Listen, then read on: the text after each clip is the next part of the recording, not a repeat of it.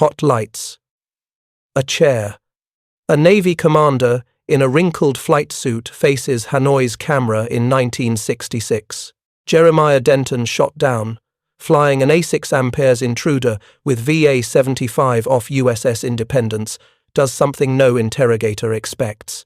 He blinks TORTURE in Morse with his eyelids, while calmly saying, "Whatever the position of my government, I support it fully."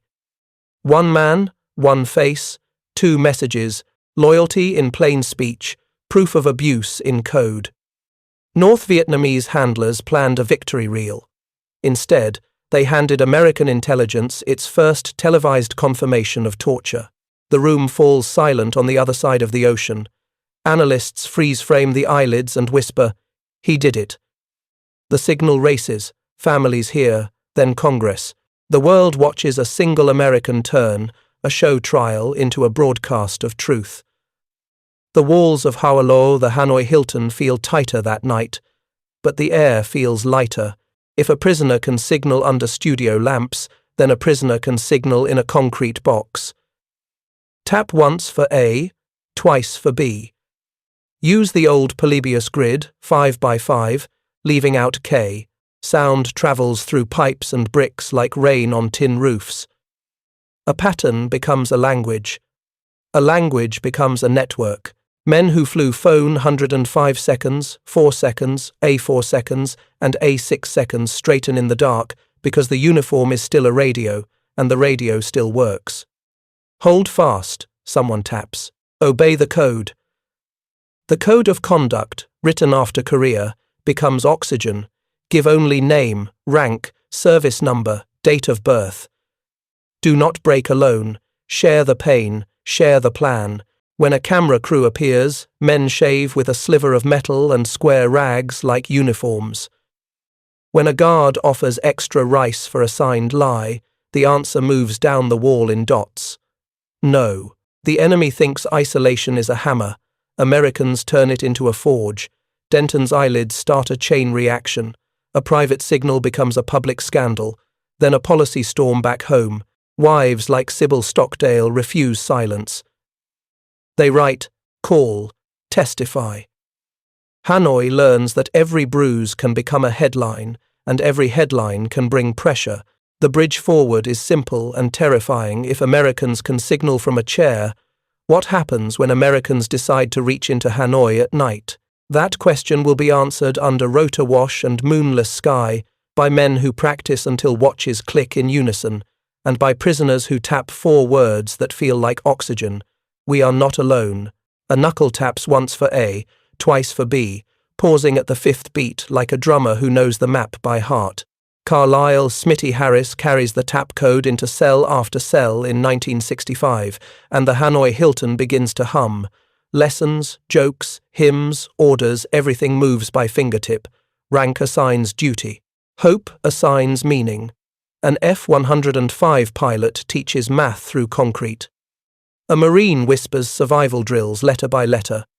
A chaplain shapes Sunday with verses that arrive one tap at a time. Isolation was supposed to be a weapon. Americans make it a campus, a chapel, a command post. Order emerges. The senior POW at any moment takes command, and everyone obeys. Stockdale's maxims resist smart, share the load, never go alone, cross walls like electricity. A starving junior at 128 pounds learns the grid and feels his shoulders rise. He belongs to a unit again. New men arrive from the zoo or the plantation. Someone taps their names, squadrons, hometowns. Messages ride the quiet news of family activism back home, whispers of senators speaking, rumors that the world is watching. Punishment follows the noise. Beatings, ropes, leg irons, the network speeds up.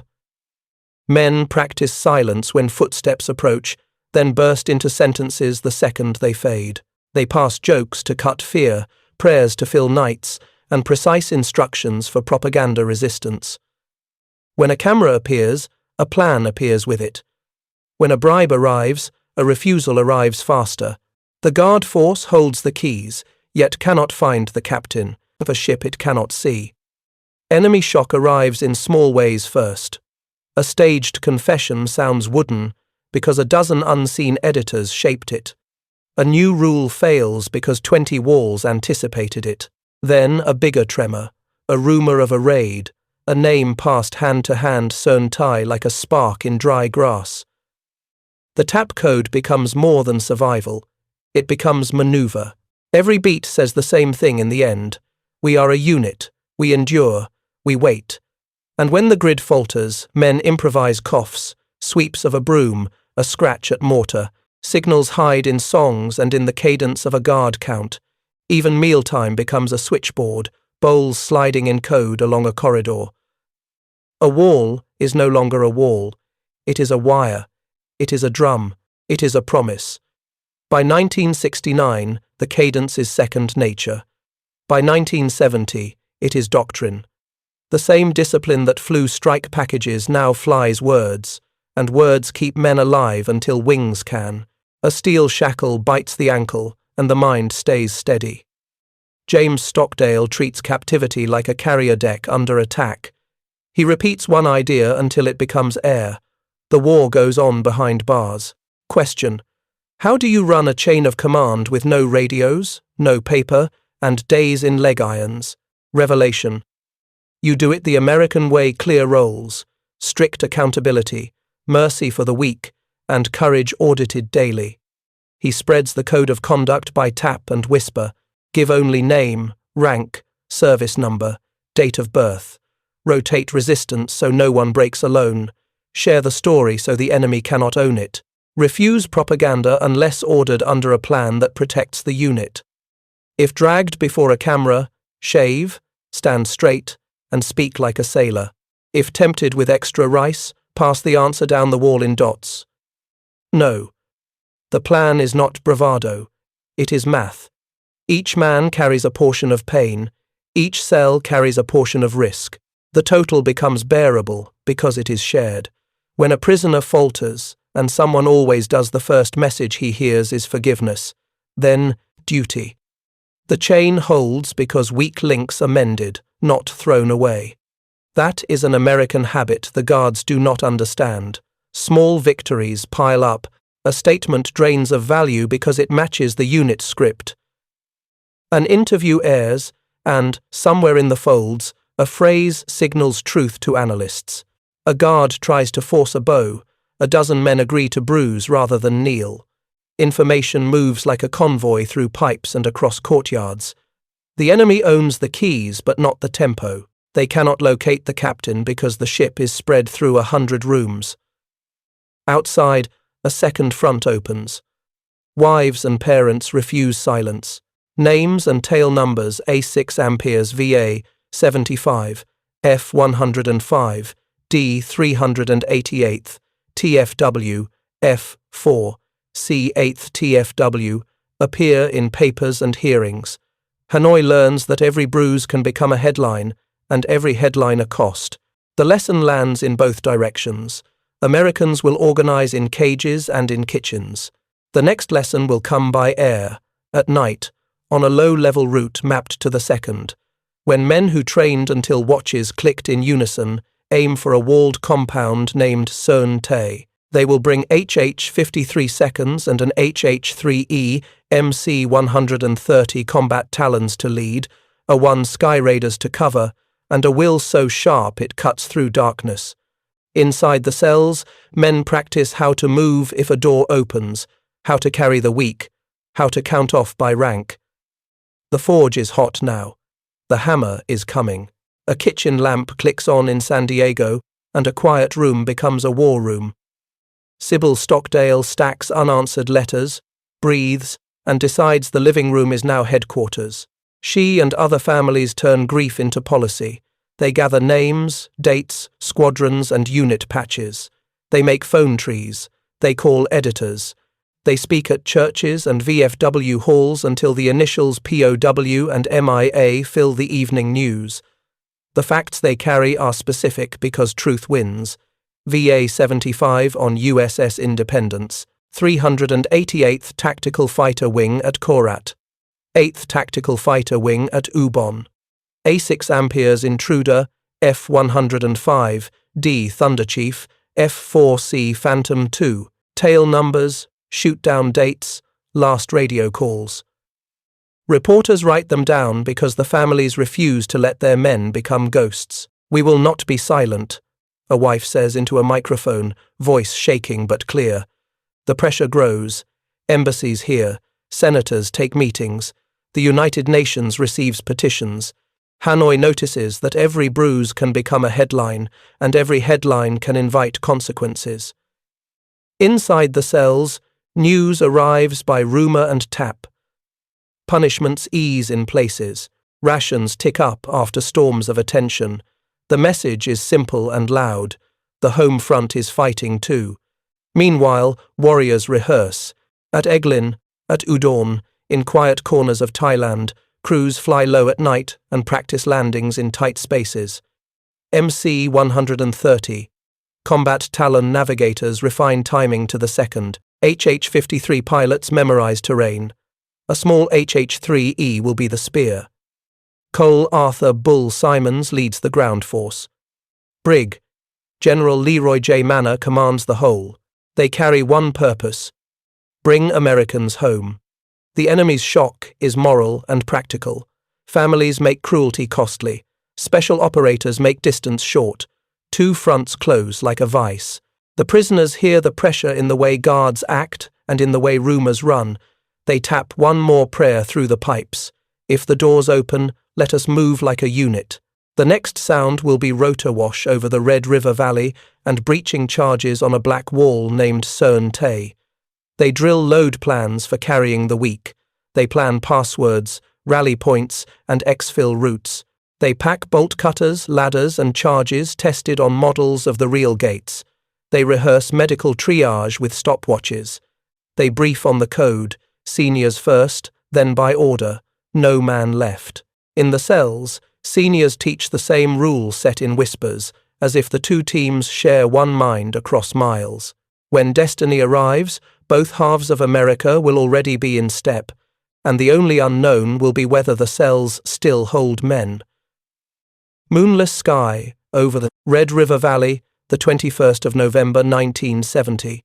Task Force Ivory Coast moves like a clock. MC-130 combat Talons lead the route at treetop height. HH-53 seconds follow in formation. The small HH-3E Banana aims for the courtyard.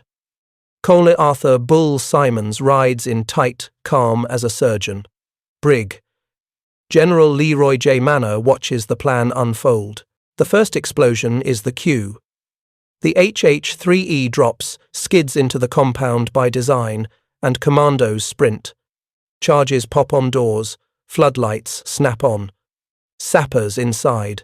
Someone shouts in Vietnamese. Green Berets clear barracks built for men who are not there. The cells are empty. The prisoners were moved months earlier after floods. Failure? Not to the men in leg irons who hear the rumor the next day and feel their backs straighten. Only America tries this. A night penetration of an enemy capital for nameless prisoners, rehearsed to the second, flown through defenses, exfil timed to a minute. In the compound, the team gathers intelligence, smashes what it must, and extracts on schedule. Air cover keeps the route clean. No American lives are lost to enemy fire. The message is the mission. We will come for you, and we can reach you. Hanoi reels. Prisoners are consolidated at the Hanoi Hilton. Treatment eases under the new floodlights of attention. Propaganda theatre stumbles because the world now knows a rescue can appear from the dark. A POW taps a line that passes like a smile across walls. Our stock just went up. The guard force feels it too. Doors slam softer. Where fear once ran only one way, it now runs in circles. The enemy's shock is strategic and personal. Defences mean little against a nation that marries principle to precision. If that raid had found the cells full, the doors would have opened, and the world would have seen Americans leaving under rotor wash.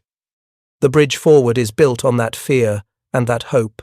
When peace comes, The air will fill with the sound of cone 141 amperes, starlifters, grey birds with long ramps and kind interiors. They will carry numbers that feel impossible, and they will do it on a schedule that looks like a factory run. The same stopwatch minds that mapped the river tonight will map the homeward lanes then. Men who practiced breaching in seconds will practice welcomes in minutes.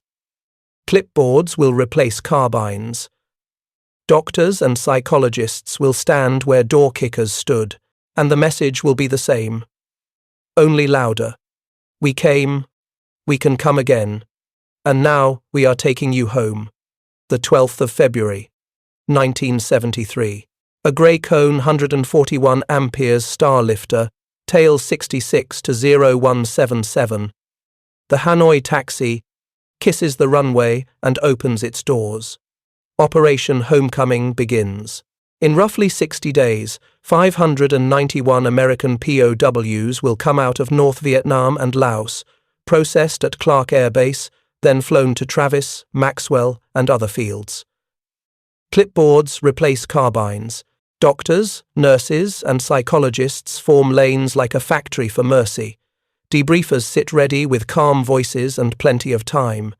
The first steps down the ramp feel like thunder. America does math when it does mercy. The tallies are exact.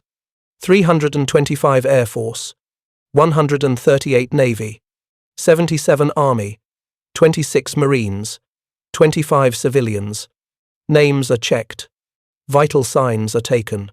Letters are delivered. Men gain weight under watch 128 to 185, 140 to 172 because systems exist to heal. Families cry into uniforms that still smell like aircraft.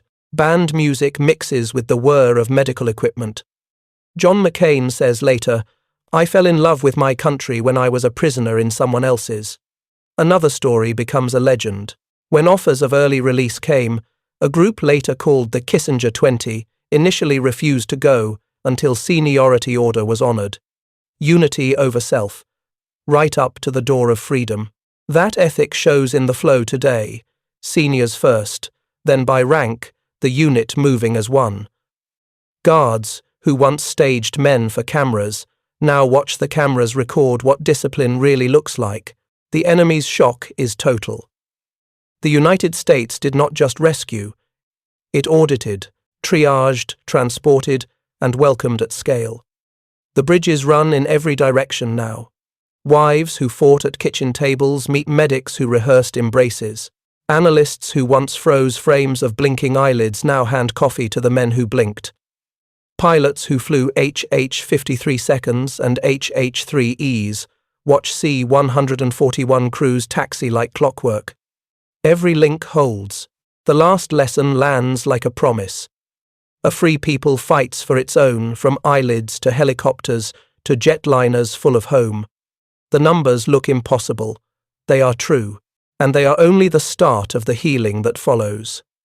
In reception tents, dentists fix cracked teeth while counselors take careful notes. Chaplains walk the lines. Supply sergeants hand out boots by size and story. A medic smiles as a man asks for ice cream and gets it. Reporters lower their microphones when reunions begin, because some sounds are sacred. Some men salute, some simply hug and hold on. The factory of mercy runs on time, and the whole world sees what American power looks like when it chooses to heal. Engines drone over Clark Air Base like a steady heartbeat, and a grey cone 141 amperes rolls to a stop, as if guided by a metronome. Military airlift command crews step exactly where tape on the tarmac tells them to step, because mercy runs on schedule here. The doors open and stretchers roll to the USAF Regional Medical Center, while clipboards fill with vital signs and names, each one matched to a tail number and a shoot-down date that families memorized for years. America turns transport into testimony. In roughly 60 days, 591 Americans will ride this air bridge from North Vietnam and Laos, through Clark to Travis and Maxwell and onward. Someone whispers the service tallies 325 Air Force, 138 Navy, 77 Army, 26 Marines, 25 civilians, and the numbers sting and soothe at the same time. The system is visible. MAC pilots taxi to chalk lines. Medics guide men who used to weigh 128 pounds and now head for beds, broth, and doctors who will add 40 hard-won pounds back in a clean room that smells like antiseptic and hope. A former F-105 driver grips a nurse's hand and laughs once, high and surprised, because the bed does not lock him in. It moves with him. The air crews park, salute, and refuel at a pace that looks like a factory shift, because this is industrial compassion, precise, repeatable, relentless. In a tent nearby, chaplains spread Bibles and quiet tones. Dentists open kits. Psychiatrists sharpen pencils. The flow never stalls, because a nation famous for building bridges can also build one out of air and mercy. A Marine looks up from a stretcher and says 2 words he practiced through walls for years. "You came." The reply is just as simple. "We always would." At night, crews on the line walk past the big grey birds and pat aluminum like it's alive. The planes will launch again before dawn. They will bring more men home, on time, with dignity. And the enemy, watching from a distance, will see that the United States does not just win with force, it overwhelms with care, scale, and a promise kept in public. A guard holds a list, smiles for a camera, and points to the gate. Early releases are offered as a gesture, and the world is supposed to watch Americans smile for propaganda. Instead, a small knot of men, later called the Kissinger 20, refuse to move until the seniority order is honored. They stand on the code they learned by tap and whisper. Seniors first. Then by rank. No man left. It is not stubbornness. It is structure. The same structure that let them share pain, rotate resistance, and forgive lapses without breaking. A young Air Force lieutenant glances at the captain beside him and waits for the nod. Discipline runs in one direction up, because that is how trust flows back down. Guards realize they cannot peel individuals away from the unit. The trick fails. The photo op collapses. And the camera that caught American pain now records American cohesion. The men step only. When the unit steps, and when the gate finally swings for all, they move with a cadence learned in the dark. Later, on a runway far from Hanoi, a sailor with shaky knees still tries to salute first, not because anyone ordered it, but because the habit of honor stuck. A medic whispers, "Easy," and aligns his hand. Unity over self becomes the last line of defense and the first act of healing. The enemy's shock is practical. A propaganda lever won't budge a formation built on rank and responsibility. The bridge into the next lift is stronger for it. At Clark, the flow mirrors the cell blocks. Seniors processed first, juniors after, everyone accounted for. Even the ramps echo the walls, clear signals, crisp timing, no one lost in the noise. And families, watching on televisions in living rooms turned headquarters, understand what the tap code taught early. When Americans act like a unit, the world must take them on as a unit, or not at all. Question: how do you turn scattered suffering into lessons that save future lives? Revelation: you start the second boots, touch the ramp, and you do it with the same rigor used to plan bombing runs and rescues. Debriefers sit at Clark with clipboards and open faces, ready to map every camp corridor, guard routine, punishment method, and medical trick that kept men alive. A former F-4 pilot sketches the Hanoi Hilton and marks the cells known as the Room of No Return, then taps the page and says, "We returned." Another PO describes the tap code's 5x5 grid and how it carried orders across concrete. And a young instructor in the back writes, "Teach this," in the margin. What began as survival now becomes curriculum for CSRE schools and leadership courses. Share the load, refuse staged narratives, protect the weak, forgive and reincorporate the broken, hold the line on name, rank, service number, date of birth. A doctor notes weight changes with exact numbers and ties them to rations, rest and morale. because medicine is part of the doctrine too. The factory of mercy feeds the factory of learning, and both run hot. Across the Pacific, units update playbooks. Intel teams build better maps. Training squadrons add scenarios that were once only rumors.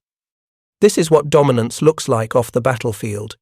Experience extracted, coded, and returned to the force with speed. 2 quotes pass down the line like orders.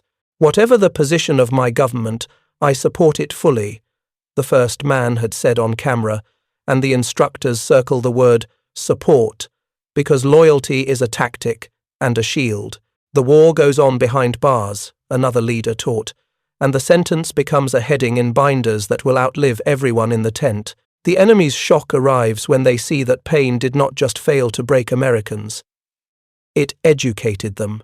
The bridge to the final act is clear now. Take all this discipline, all this learning, and scale it to a homecoming whose numbers seem unreal until you count them one man at a time. A clerk at Clark flips a page, and the math lands like a drumbeat.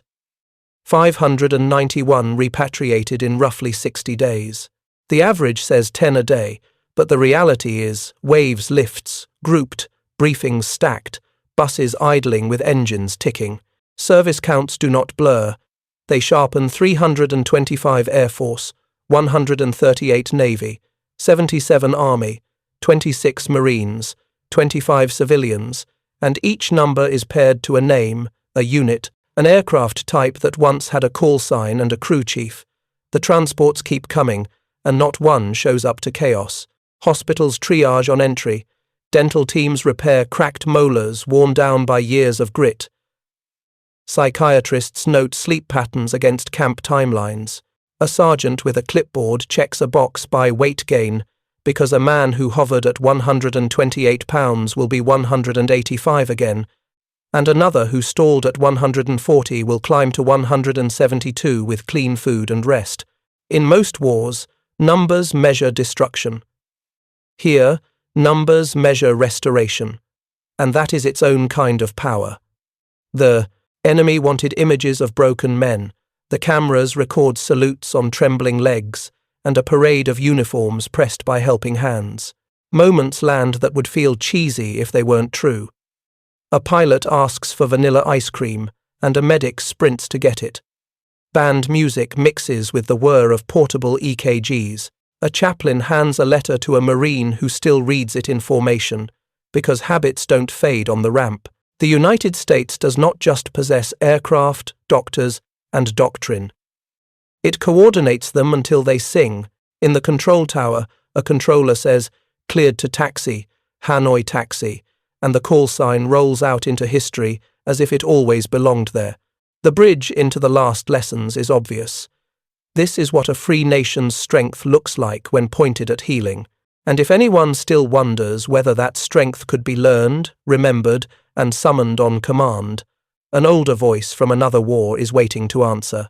A thin paperback lies open on a kitchen table in 1973, and a line written decades earlier feels like it was printed that morning.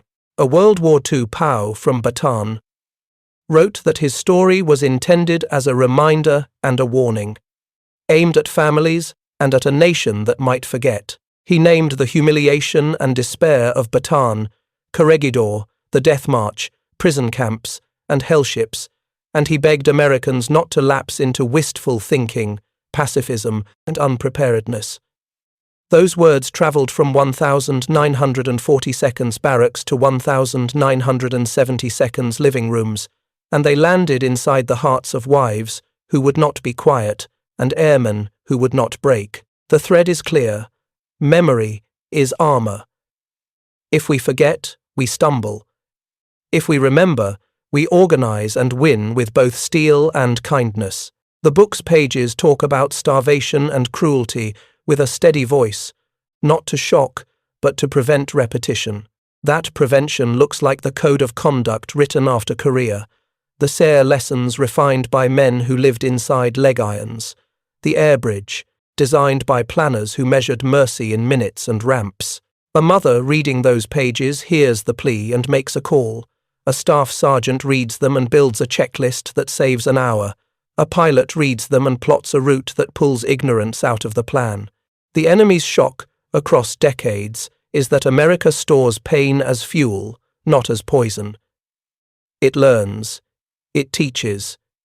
It shows up, and when planes named Starlifter arrive to carry men home, they carry a memory too. That a free nation can be both hard as armor and open-handed as a welcome. The bridge to the final chapter is the simplest line yet. Why did only America do all of this at this scale, with this heart, and with this speed? The old book nods once from the table as if to answer. Because we remembered, and then we moved. Question: why did no other nation pair moral steel with operational reach like this? Revelation: because values plus system, scaled by industry and bound by a promise, turn into a machine that cannot be faked. Start at the cell door. Loyalty spoken out loud, defiance blinked in Morse, a tap code moving orders across concrete. Move to kitchens and church basements where families made cruelty costly by speaking names. Dates, units. A6 amperes, intruder from VA 75, F 105, D from the 388th TFW, F4C, from the 8th TFW until editors and ambassadors had to listen. Lift off into a moonless route mapped by MC 130 crews, followed by HH 53 seconds and an HH3E that slammed into a courtyard on purpose to pull strangers from chains, because even the attempt would change the war. Then roll onto a runway at Clark, where clipboards, doctors, and cone 141 amperes, Starlifters turned compassion into a flowchart and 591 into a plan that finished in roughly 60 days. The enemy measured strength in beatings and keys. Americans measured strength in unity and logistics. That is why a group of 20 men could refuse an early ticket to freedom to protect seniority, and why guards who tried to break individuals instead recorded a formation that could not be cut apart. That is why a man could say, "Whatever the position of my government, I support it fully," and blink a second truth past a regime, and why another leader could tell his men, "The war goes on behind bars," and make it so. When the final aircraft lifted and leveled north of Luzon, the headset cables hummed with checklists, but the real current was older. A promise kept. The ramps came down in America, and the first smells were jet fuel, hot aluminum, coffee, and home. In that moment, the numbers stopped being numbers. They became proof that no other nation could have orchestrated industrial-grade mercy on this tempo, with this reach and with this resolve. The story ends where it began, with a camera and a face. Only now, the face is smiling on a runway glinting in the sun, and the camera belongs to a free people who did exactly what they said they would do.